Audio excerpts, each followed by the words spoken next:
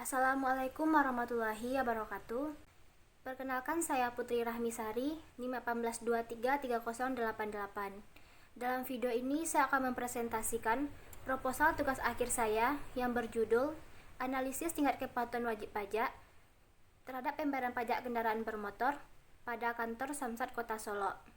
Sebelumnya, saya ucapkan terima kasih kepada Ibu Cici Andriani SEMM selaku pembimbing dalam pembuatan proposal tugas akhir ini. Alasan saya memilih judul ini karena dilatar belakangi oleh beberapa hal. Di dalam rangka mewujudkan pembangunan nasional yang tercantum dalam pembukaan Undang-Undang 1945, bahwa dalam pembangunan tersebut memiliki ketersediaan dana pembiayaan yang cukup tinggi. Salah satu sumber pendanaan yang tinggi adalah pajak. Di dalam pemungutan pajak berlaku sistem self-assessment system, yaitu di dalam pemungutan pajak, wajib pajak diberikan wewenang untuk menghitung, membayar, serta melaporkan pajak terutang dengan menggunakan surat pemberitahuan pajak. Hal ini untuk meningkatkan pendapatan daerah. Salah satu pendapatan daerah yang paling potensial adalah pajak kendaraan bermotor, sebagaimana tertuang dalam pasal 1, angka 12 dan 13 Undang-Undang Republik Indonesia Nomor 28 Tahun 2009. Bahwa pajak kendaraan bermotor merupakan pajak atas penguasaan atau kepemilikan kendaraan bermotor, yang mana pemungutannya melibatkan 3 instansi, yaitu Badan Pendapatan Daerah, Kepolisian Daerah Republik Indonesia, dan PT Persero Asuransi Kerugian Jasa Raharja. Maka pemungutan pajak dilakukan di kantor bersama Samsat atau Kantor Sistem Administrasi Manunggal Satu Atap, yang mana di dalam pemungutan pajak ini diperlukan kepatuhan wajib pajak. Kepatuhan wajib pajak ini merupakan fungsi pajak, bukdetair, dan fungsi fiskal. Artinya, pajak adalah alat atau sumber untuk memasukkan sebanyak-banyaknya kas ke negara yang pada waktunya akan digunakan sebagai untuk membiayai pengeluaran negara. Kepatuhan wajib pajak ini terlihat dalam perkembangan bahwa perkembangan kendaraan bermotor setiap tahunnya meningkat, sehingga tidak sebanding dengan penerimaan pajak kendaraan bermotor. Kebanyakan wajib pajak hanya melaporkan pajaknya sekali dalam 5 tahun saja, bahkan melebihi jatuh tempo. Kepatuhan wajib pajak dalam membayar pajak inilah yang menjadi penunjang dalam meningkatkan pembayaran pajak kendaraan bermotor. Pemerintah Kota Solo telah meningkatkan pelayanan tentang pembayaran pajak kendaraan bermotor di Samsat Kota Solo, karena peningkatannya jumlah kendaraan setiap tahunnya yang terjadi pada tahun 2014 sampai tahun 2016. Dengan latar belakang ini, saya tertarik mengajukan judul untuk mengajukan penelitian tentang analisis tingkat kepatuhan wajib pajak terhadap pembayaran pajak kendaraan bermotor pada kantor Samsat Kota Solo. Kemudian masuk ke dalam rumusan masalah. Judul proposal ini memiliki rumusan masalah, yaitu bagaimana analisis tingkat kepatuhan wajib pajak terhadap pembayaran pajak kendaraan bermotor pada kantor Samsat Kota Solo.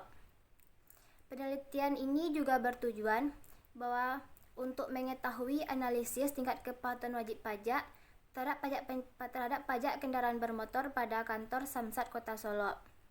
Kemudian, penelitian ini juga memiliki manfaat, bahwa peneliti berharap penelitian ini memberikan manfaat yang pertama bagi universitas, yaitu sebagai tambahan koleksi perpustakaan pihak-pihak yang akan memperdalam tentang pengaruh tingkat kepatuhan pajak kendaraan bermotor di kantor Samsat Kota Solo.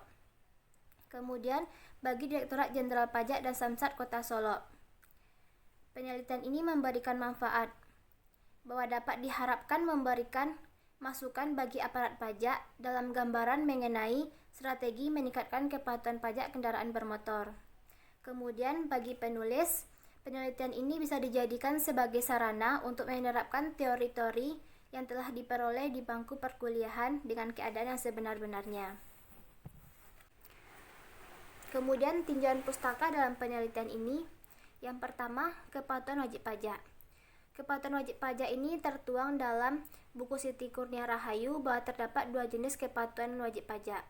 Yang pertama, kepatuhan formal, yang terdiri dari yang pertama mendaftarkan diri dan memiliki NPWP. Yang kedua, menghitung dan membayar pajak kendaraan terutang. Yang ketiga, melaporkan SPT baik SPT masa maupun SPT tahunan. Jenis yang kedua yaitu kepatuhan material. Di antaranya, yang pertama, menghitung dan membayar pajak terutang.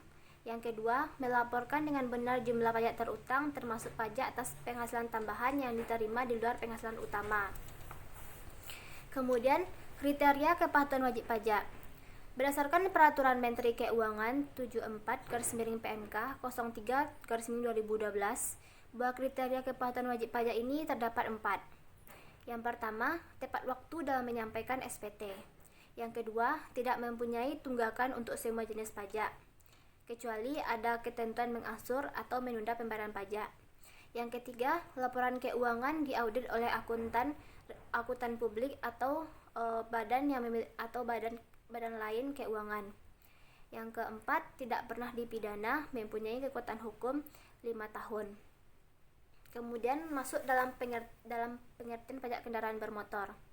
Bahwa dalam regulasi pasal 1 angka 12 dan 13 Undang-Undang Republik Indonesia tahun nomor 28 tahun 2009, pajak kendaraan bermotor adalah pajak atas penguasaan atau kepemilikan kendaraan bermotor. Yang dasar hukumnya terdapat 4.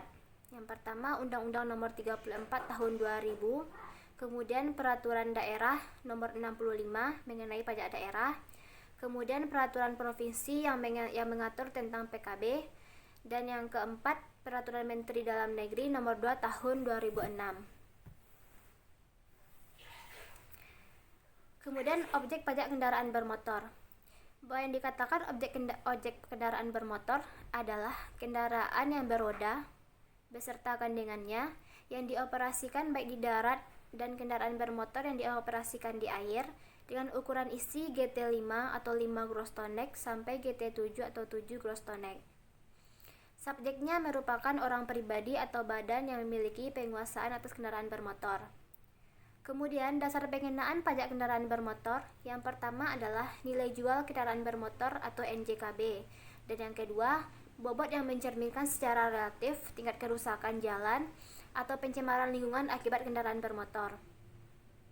Untuk tarif kendaraan bermotor atau tarif pajak kendaraan bermotor terdapat dalam regulasi pemerintahan daerah Provinsi Sumatera Barat nomor 4 tahun 2011 dan pasal 7.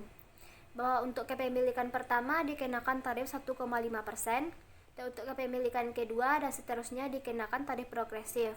Tarif progresif ini ketentuannya untuk kepemilikan kedua dikenakan 2%, kepemilikan ketiga 2,5%, kepemilikan keempat 3% dan kepemilikan kelima 3,5%. Untuk menghitung pajak terutangnya dilakukan perkalian antara tarif pajak dikali nilai jual kendaraan bermotor. Selanjutnya, bab 3 mengenai pendekatan penelitian. Penelitian ini merupakan penelitian deskriptif, artinya menganalisis hasil penelitian secara sistematis yang berasal dari subjek dan objek penelitian. Rancangan penelitiannya terdiri dari yang pertama, jenis penelitiannya yaitu deskriptif kualitatif. Kemudian tahapan penelitiannya, yang pertama menetapkan judul, yang kedua merumuskan masalah, yang ketiga mengumpulkan data melalui observasi yaitu mengumpulkan data dari sumber data primer pada kantor Samsat Kota Solo. Kemudian studi literatur dengan membaca artikel di internet, dan yang ketiga wawancara terstruktur dengan salah satu pegawai kantor Samsat Kota Solo. Yang keempat mengolah dan menganalisis data. Yang kelima, melakukan penyusunan laporan, dan yang keenam, melaporkan hasil penelitian. Selanjutnya, objek penelitian. Objek penelitiannya yaitu kantor Samsat Kota Solo. Dengan sumber data yang digunakan, yang pertama data sekunder, diperoleh dari realisasi penerimaan PKB tahun 2020. Kemudian data primer. Data primer ini diperoleh dari hasil wawancara terstruktur di kantor Samsat Kota Solo. Kemudian teknik analisis data. Metode analisis deskriptif kualitatif dengan mendeskripsikan analisis tingkat kepatuhan wajib pajak terhadap pembayaran pajak kendaraan bermotor pada kantor Samsat Kota Solo. Baiklah, demikian yang dapat saya sampaikan. Kalau ada dalam penyampaian yang salah, saya mohon maaf. Assalamualaikum warahmatullahi wabarakatuh.